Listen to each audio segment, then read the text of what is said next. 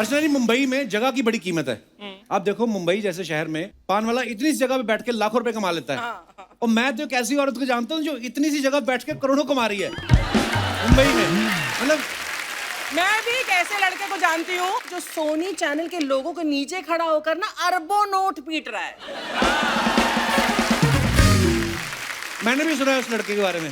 हाँ? अच्छा। वो लड़का बड़ा टैलेंटेड है। अच्छा, मैं जिस लड़की की बात कर रहा हूँ ना, हाँ। उसकी दुकान भी इसीलिए चल रही क्योंकि वो लड़का बड़ा अच्छा कर रहा है।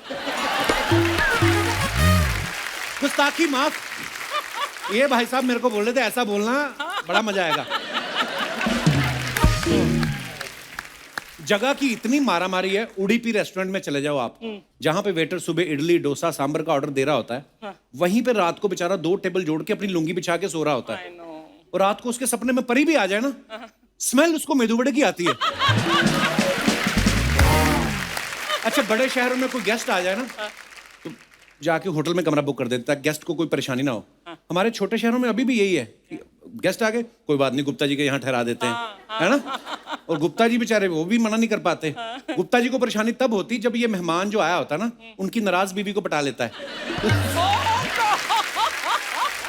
मैं एक बार अपना ये दिनेश ये अपने ससुराल गया, उन्होंने बड़ी इज्जत की इसकी। अच्छा। दारू वारू पिलाई, बाहर चारपाई डाली खुले आसमान के नीचे। ये बारात को बाथरूम करने उठा तो अपनी चारपाई से बाथरूम करके लेट उनकी बुआ के साथ गया। ओह, कुछ लोग तो मुंबई में सुबह मॉर्निंग वॉक पे निकलते हैं ना ऐसे करके, तो रास्ते में होर्डिंग देखते हुए रुक जाते हैं। बड़े बड़े अक्षरों में लिखा होता है ना, 2 BHK अब आपके बजट में। पढ़ के बंदा खुश हो जाता है। फिर बगल में लिखा होता है ओनली ₹2 करोड़। फिर जो वॉक करने आया होता ना, वो फिर जॉगिंग करने निकल जाता है। ये तो अपने बजट में ही नहीं है। रेडियो पे आप देखना प्रॉपर्टी के जो ऐड चलते हैं ना, वो अलग ही होते हैं। वो 2 लोग आपस में बात करते, क्या हुआ सुरेश, तुम परेशान दिख रहे हो? अरे यार, मुझे फ्लैट लेना है लेकिन कोई पसंद ही नहीं आ रहा। शायद तुमने जगतपुरा वाले मखीजा बिल्डर्स के नए प्रोजेक्ट के बारे में नहीं सुना। नहीं, क्या है उसमें? अरे क्या नहीं है, बच्चों का स्कूल, प्लेग्राउंड, हॉस्पिटल, सब कुछ तो है और पैसे भी आसान किस्तों में। ओहो, तो मैं आज ही बुक करूंगा मेरे सपनों का घर। ऐसे से ऐड चलते हैं। फिर इनको मकान भी किस्तों में मिलता है। पहले छत मिलती है, फिर दीवारें खड़ी करते हैं, फिर वो जब फाइनली चाबी देता है बोलता है किचन बनवा लेना आप। कई बार तो प्रॉपर्टी के ऐड ना बड़े बड़े फिल्म स्टार्स को साइन नहीं कर पाते, उनकी मिमिक्री करने वालों को ले आते हैं। आप देखना, धर्म जी, शत्रु जी, उनके कितने सारे लोग करते हैं। वो कौन सा बेचारे देखते हैं कि रेडियो पे क्या चल रहा है। तो आप देखना कई ऐड ऐसे चल रहे होंगे जो धर्म जी की आवाज में बोल रहे होंगे, शत्रु तुझे पता है वसई में ईंट भट्टी के पास नई बिल्डिंग आ रही है। मैंने तो बॉबी और सन्नी के लिए 2 ले भी लिए हैं। तेरा क्या विचार है? शत्रु जी की आवाज भी आती है, शाम प्रॉपर्टी वालों से कह देना कि छेनू भी आएगा। बीच में जीतू जी भी आ जाते हैं। अरे वाह, शाम जी के फ्लैट्स तो हमेशा अच्छे होते हैं। विजय, अर्चना, मैं तो कहता हूं एक एक तुम भी ले लो। फिर आते धर्म जी, तो क्या सोच रहे हैं आप भी खरीद लीजिए वसई में सपनों का घर। अपनों का घर अपने तो अपने होते हैं।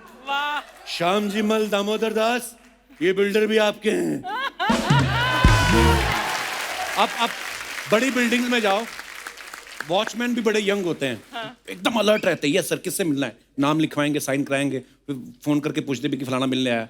वहीं आप छोटी सोसाइटी में चले जाओ, पुरानी बिल्डिंगें जो बनी हुई 25-25 साल पुरानी, बिल्डिंग भी इतनी पुरानी होती है और चौकीदार उससे भी पुराना। समझ में नहीं आता पहले बिल्डिंग गिरेगी कि ये गिरेगी।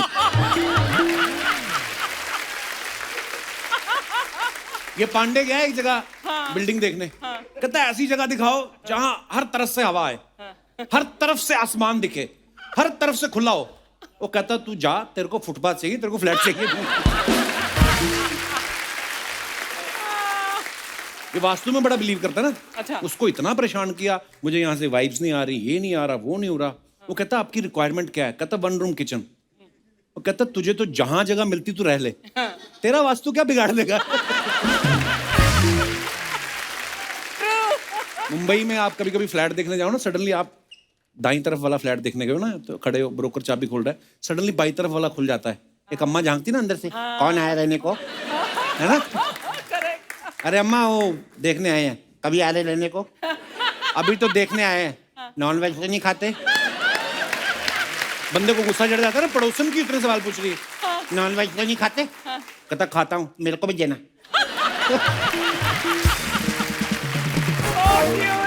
ड्रिंक करते हो? कहता नहीं, मैं करती हूँ।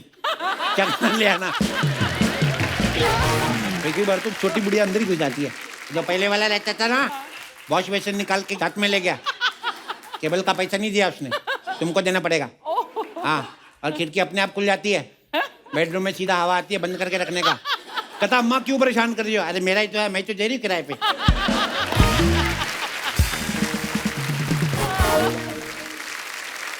अच्छा अर्चना जी, प्रॉपर्टी ये सब चीजें तो यहीं रह जाएंगी। मेरा ये मानना है कि जो सबसे बड़ी विरासत होती है वो होता है टैलेंट।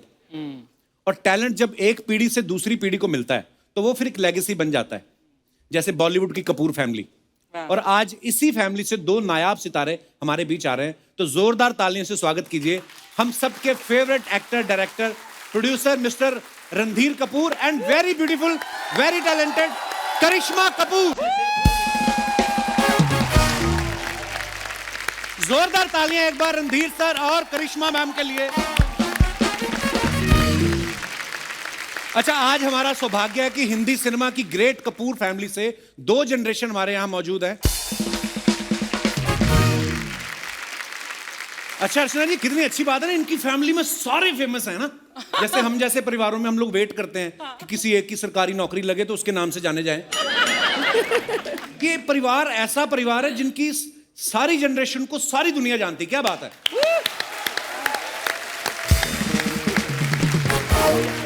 क्या बात है सर। अच्छा मैं एक बात पूछने जाता था करिश्मा। सबसे पहले तो आप बहुत ब्यूटीफुल लग रही हैं हमेशा की तरह। Thank you. और रणधीर सर आप भी इतने प्यारे लग रहे हैं।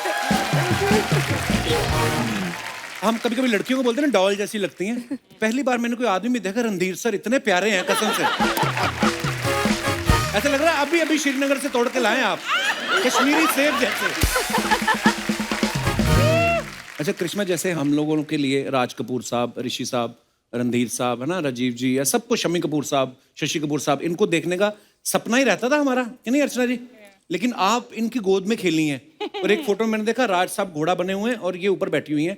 अच्छा, आपको कब रियलाइज हुआ कि मैं जिस आदमी के ऊपर बैठ के घुड़सवारी कर रही हूँ ये हमारी इंडस्ट्री के सबसे बड़े शोमैन है? एक्चुअली पहले मैं एक चीज कहना चाहूंगी कि बोथ मेरे मम्मी पापा ने कभी मुझे और करीना को ये फील नहीं होने दिया कि we come from a very special family. जो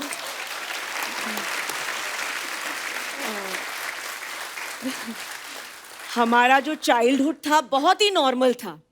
हम स्कूल बस में जाते थे, टिफिन खाते थे स्कूल में, कुछ स्पेशल ट्रीटमेंट नहीं था। ये मेरे माँ बाप ने मुझे सिखाया था, जो मैंने इनको। वाह। मैं भी स्कूल और बस में जाता था मेरे बच्चों को। वाह।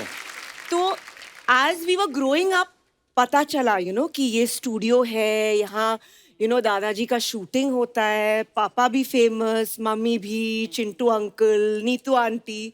तो तब पता चलने लगा।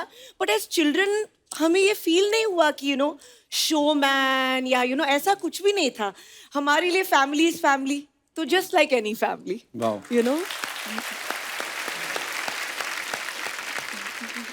रणधीर सर, हमारे जैसे स्कूल में पेरेंट्स मीटिंग में खाली पिताजी आ जाए ना तो हम लोग टेंशन में आ जाते थे। लेकिन रणधीर सर की पहली फिल्म कल, आज और कल में राज कपूर साहब, पृथ्वीराज कपूर साहब, और ये जो काम करने जा रहे हैं उस काम के वो महारथी। तो सर कितनी घबराहट थी आपके उस समय कि मुझे डायरेक्ट करना यार इन दो लेजेंड्स को?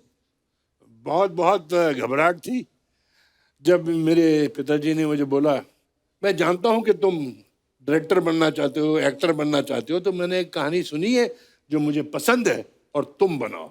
अच्छा। और मैं चाहता हूँ ये फिल्म तुम डायरेक्ट करो। अच्छा। और एक्ट भी करो।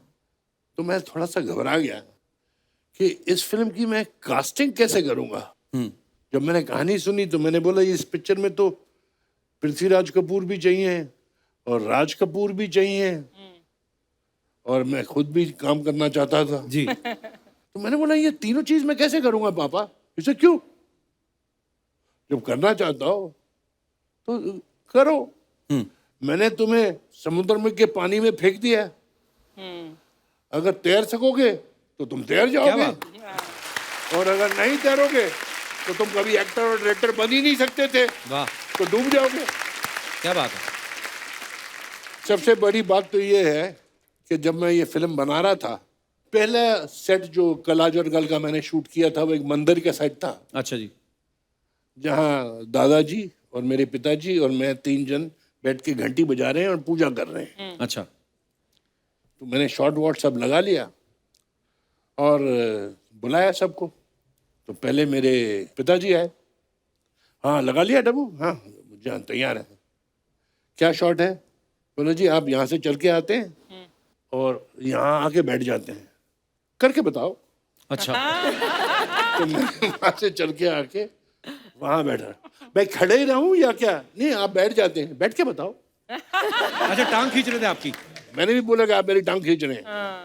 बोले नहीं ये तुम्हें सिखा रहा हूँ अच्छा कि जब हम नहीं होंगे क्या और कोई बात है। दूसरा होगा वाह तो वो बोलेगा कि अनाड़ी डायरेक्टर है। वाह, क्या बात है।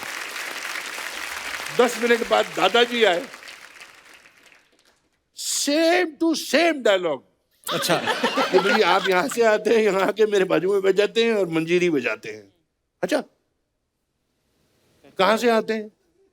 प्रभु जी यहाँ से आते हैं, करके दिखाओ। सेम डायलॉग, खड़े रहते हैं या बैठ जाते हैं? जैसे बैठ जाते हैं, अच्छा करके दिखाओ। अब हर चीज मैं राज कपूर को और पृथ्वीराज कपूर को, करके दिखा। वाह, मैं 15 मिनट का एक्टर नहीं हूँ, ये 150 साल के एक्टर हैं और मैं इनको करके दिखाऊं। उन्होंने बोला नहीं ये हमारी ट्रेनिंग है, ये शिक्षा है तुम्हारे लिए। वाह पर फिर आपकी बात सुनते थे क्योंकि आप डायरेक्टर हैं कि बीच में अपना भी कुछ बोलते थे? सबसे अच्छे डिसिप्लिन्ड एक्टर्स पृथ्वीराज कपूर और राज कपूर। वाह, उन्होंने सिखाया कि director is the captain of the ship, Actually. Not the actor. वाकई क्या बात है। आप जो बोलेंगे हम करेंगे। वाह। तो करिश्मा, जब आपने पहली बार कैमरा फेस किया, अब घर में सारे सुपरस्टार्स, तब आपके मनोदशा क्या थी? आप नर्वस थी? वेल डेफिनेटली मैं नर्वस थी। आई अच्छा। मीन लेजेंडरी फैमिली, लेजेंड्स, तो मुझे बहुत डर था, लेकिन मेरे अंदर में वो डिजायर थी। मुझे याद है कि I think first time I must have been 8-10 years old और मैं शूटिंग पे जाती थी। मुझे बहुत मजा आता था देखने के लिए।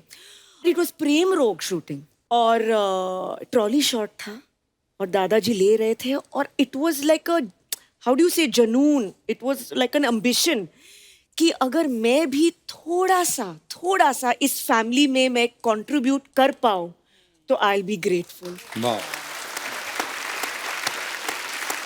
And I just want to thank the audience कि उन्होंने मुझे भी ये प्यार दिया है। अरे इतना बहुत प्यार दिया। ऑनेस्टली। अच्छा रणधीर सर, जो कल, आज और कल में गाना था, बबीता जी आपसे पूछती हैं कि आप यहाँ आए किस माय लिए? Favourite song. गाने के लास्ट में फाइनली रणधीर सर बोलते हैं कि शादी का इरादा है। तो ये स्टोरी की डिमांड थी कि आपके अंदर से निकली थी ये डिमांड? मेरी डिमांड पहले बनी हुई थी, इसलिए मैंने अच्छा, हाँ।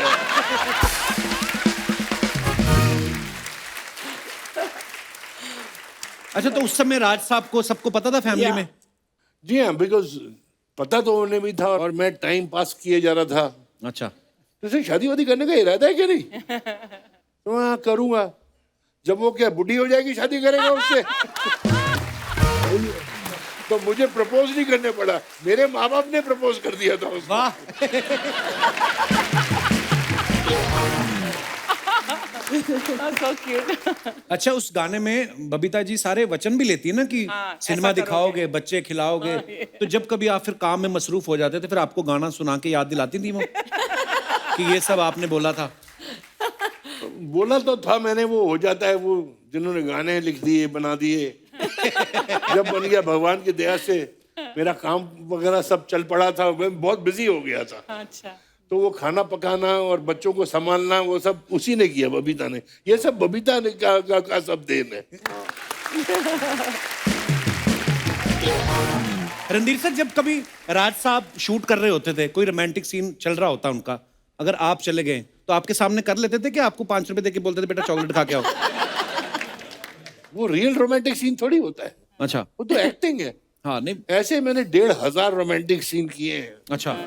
कईयों के साथ मैं रियली करना चाहता था और कईयों के साथ कभी नहीं करना चाहता था, तो फिर भी करना पड़ा। ओहो। अच्छा रणधीर सर, ऐसा भी होता है ना कि जैसे फॉर एग्जांपल किसी की मिठाई की दुकान है, वो अपने बच्चे को सीधा गल्ले पे बिठाते हैं, उनको ये टेंशन नहीं होती कि पहले दूसरी दुकान से जाके जलेबी बनानी सीखे, जबकि दुकान आपकी वैसे नंबर 1 चल रही है। तो जब आप आए डायरेक्ट करने, तो पहले राज साहब ने भेजा कि कहीं और से पहले जाके काम करो, एक्सपीरियंस लो? जब मैं डायरेक्टर बनना चाहता था जी। तो मेरे पिताजी ने मुझे बोला कि देखो डायरेक्शन भी एक कला है। जी। उन्होंने बोला तुम डायरेक्शन सीखो, अच्छा जी। और मालिक का बेटा अपने यहाँ काम नहीं कर सकता है। ट्रू। तो मुझे लेक टंडन जी के साथ काम करने भेजा अच्छा था। जी। मैं लेक टंडन जी का असिस्टेंट था, 5 पिक्चरें की है मैंने। वाह। और राज कपूर जी ने बोला गाड़ी की चाबी यहाँ छोड़ जाना। हमने सुना है कि आप बस में जाते थे। ये वैल्यू सिस्टम है, राज कपूर जी ने हमको सिखाया। दादाजी ने पापा को सिखाया था कि पैसों की कदर होनी चाहिए, और कदर तब होगी क्या बात। जब बस की लाइन में तुम खड़े होगे, पता चलेगा कि रियल लाइफ है क्या। We were brought up that way. Bus में गए, ट्रेन में गए, कि हाँ काम करो, अपनी खुद की गाड़ी लो फिर जाओ, ऐसा। खुद की गाड़ी लो और जाओ। फिर आपने कब ली अपनी गाड़ी? गाड़ी तो पहले मैं राज कपूर जी की गाड़ी चलाई छुट्टियों में। अच्छा जी। बट जब मैं एक्टर बन गया और पैसे थोड़े बहुत कमाने लगे, तो मैं एक छोटी सी गाड़ी में जाता था। अच्छा जी। तो एक भिखमंगा आया और हंसने लगा कि साला तुम ऐसी गाड़ी में जाता है, पिक्चर में तो साला बड़ी लंबी गाड़ी होती है, तुम्हारे पास ऐसी गाड़ी है। इसने तो मुझे गाली दे दी। तो मैं घर गया तो बबीता को बोला कि तेरे पास कितने पैसे जोड़े हुए हैं? क्यों? अच्छा हमको गाड़ी लेनी है।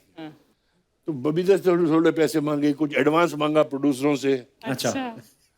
और फिर मैंने एक लेटेस्ट गाड़ी खरीदी। अच्छा जी। और लेके मैं मेरे पिताजी के पास गया। अच्छा जी। बहुत खुश हुए, बेटा मैं बहुत खुश हूँ, आशीर्वाद दिया, और कमाओ और गाड़ियां लो।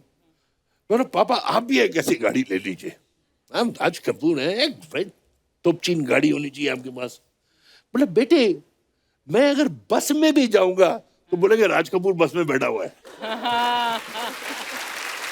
ये तुम्हें जरूरत है कि वो गाड़ी को देखेंगे और तुम्हें भी देखेंगे कि उस गाड़ी में रणधीर कपूर जा रहा है। वाह। मैं आपको एक अच्छा किस्सा बताता हूँ जी। एक बार मैं और पिताजी दिल्ली गए थे किसी की शादी पे। अच्छा जी। वहां रविंदर जैन जी, म्यूजिक डायरेक्टर। हाँ, म्यूजिक डायरेक्टर जी, वो गाना गा रहे थे, और उन्होंने गाना गाया कि एक राधा एक मीरा दोनों ने प्यार की, जो अल्टीमेटली राम तेरी गंगा मैली में जी था। जी। तो सुना, वाह वाह वाह वाह, राज कपूर वाह वाह करे तो 150 लोग और साथ में चालू हो जाते हैं।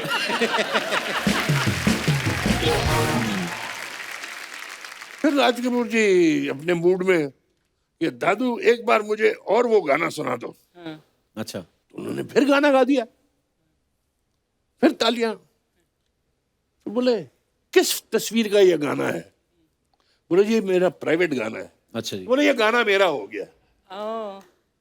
तो वो तो बड़े एक्साइटेड हो गए, राज कपूर बोल रही है मुझे दे दो।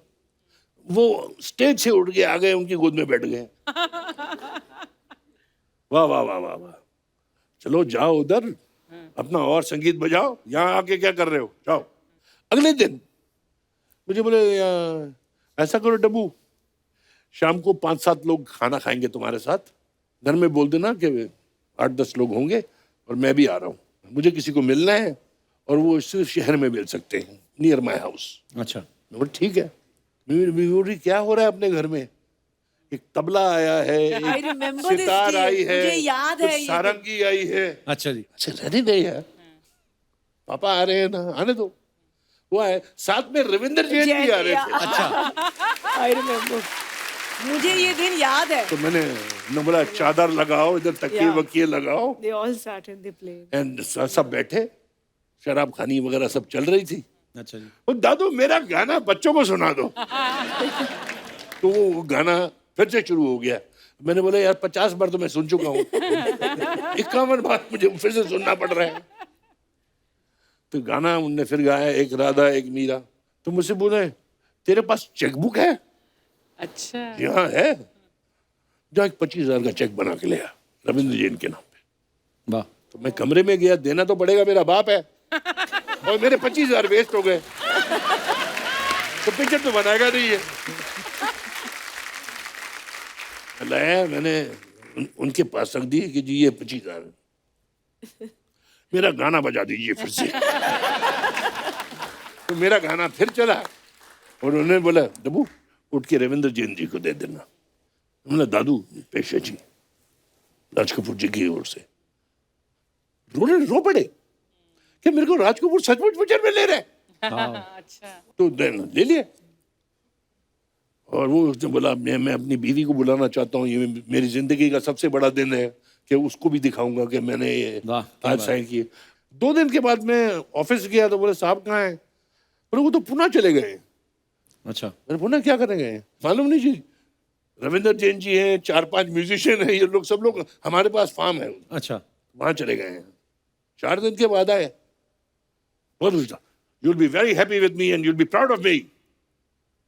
मैं बोला जी सारा म्यूजिक राम तेरी गंगा मैली का मैं तैयार करके आया हूँ। क्या बात है। And that music was made in 4 days। वाह। And every song one better than the other। क्या बात। वाह। फिर जी मैंने पूछा कहानी ये कौन सी है? हाँ। अगले हफ्ते में जा रहा हूँ फिर से। He made the story on the music of the picture। क्या बात है यार। वाह। एक राधा एक मीरा के ऊपर सारी पिक्चर बनाएगी कि एक लड़की पहाड़ों में मिली, वो कैसे नीचे जैसे गंगा नीचे आती है, कितनी प्योर होती है, साफ होती है, नीचे आते आते गंदी होती जाती है। Oh my God। ये बोला हम जो इंसान हैं जब बच्चे होते हैं कितने पवित्र होते हैं, और जैसे हम लोगों के साथ मिलजुलने लगते हैं हम भी इनकी तरह हो जाते हैं, सबकी तरह। Idea was that he wrote himself in 4 days time। Raj Kapoor was one man circus। Absolutely। Like Lata Mangeshkar will never come again, there will never be a Raj Kapoor क्या बात again। ये नहीं कि मेरे पिताजी हैं। No doubt sir. As a film lover, I miss it। बहुत याद आती है कि वो दिन कब आएंगे ऐसी तस्वीरें बनाने वाले। क्या बात है। राज साहब के लिए जोरदार तालियां होनी चाहिए यार।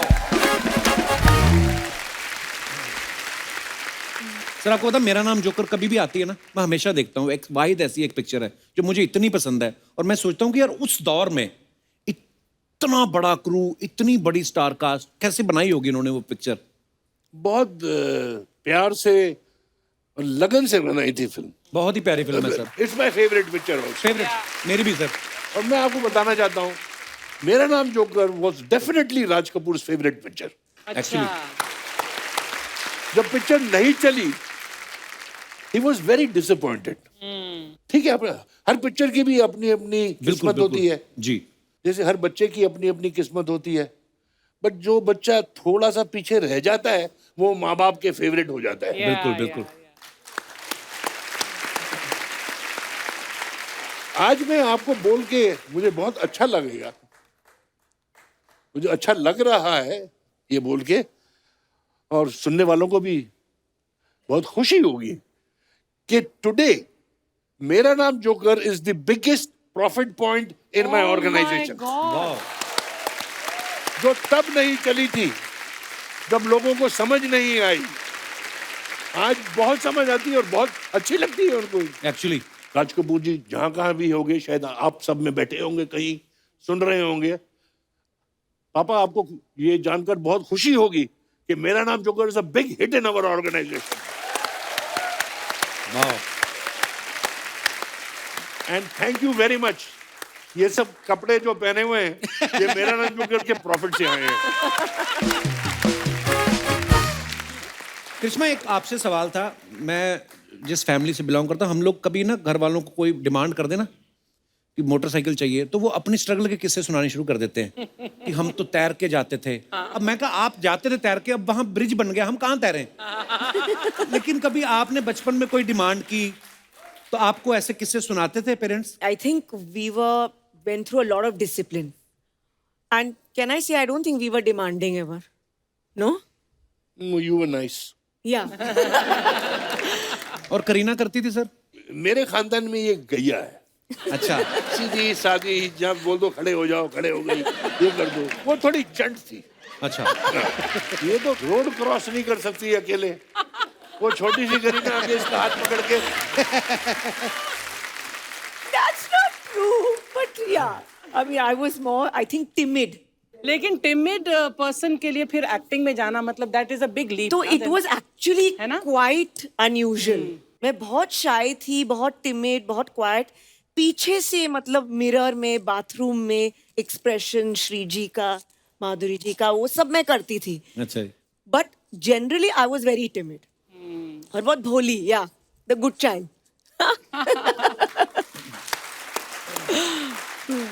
अच्छा, रणधीर सर की फिल्में आप सबको मालूम है, जैसे कच्चा चोर, हाथ की सफाई, ढोंगी, लफंगे, चोर के घर चोर. सर आपको देख के तो ऐसा लगता है कि इस इंसान ने कभी किसी के पैसे नहीं मारे होंगे. इतने प्यारे हैं आप. ये टाइटल सारे ऐसे क्यों, ढोंगी, चोर के घर चोर, ये क्या? Just the opposite. मुझे खुद नहीं मालूम है. मैं अंग्रेज पुत्र, जी. आधा इधर अमेरिका में, इधर आधा टाइम इंग्लैंड में, इधर पढ़ा उधर पढ़ा. मैंने 15 एक फिल्में धोती कुर्ता पहन के की है. ये मेरे को समझ नहीं है कि मुझे धोती कुर्ता वाला कैसे समझते थे. वो हिंदुस्तान में जनता वैसी है ना ज्यादा. मैंने शुरू में रामपुर का लक्ष्मण में चालू किया था काम. जी जी जी. वो बहुत चल गई, तो धोती चल गई. धोती चल गई तो मैं चल गया. उसका गाना मेरे को बड़ा अच्छा लगता है सर, वो आपका गाना रामपुर का लक्ष्मण का ही है ना. अरे